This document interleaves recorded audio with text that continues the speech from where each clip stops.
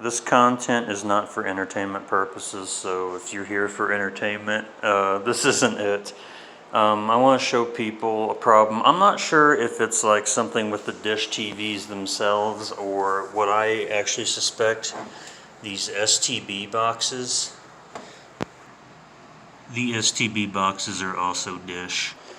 But this is for like if you've got this issue where like if you turn the TV off, it turns back on by itself. I'm going to show you how at least I get around that.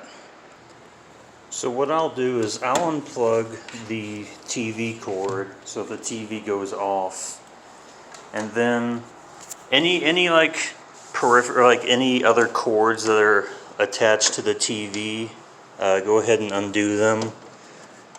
I'm gonna go ahead and undo these because, you know, I think technically they send a signal.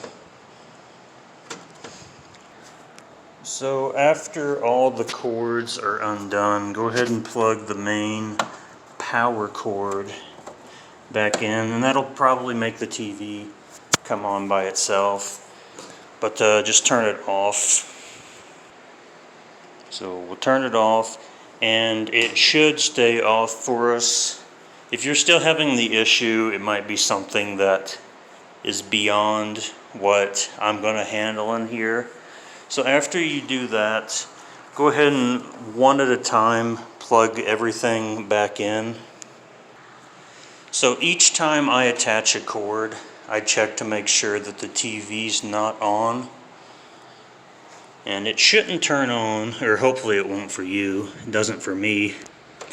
But if anything you do attach does turn the TV on, what I would do is I would replace that cord or wire and see if it stops doing it. Okay, that's the last cord. I'll go ahead and turn the TV on. I'll make sure everything works. Okay, guide works, back buttons work, volume works, channels work.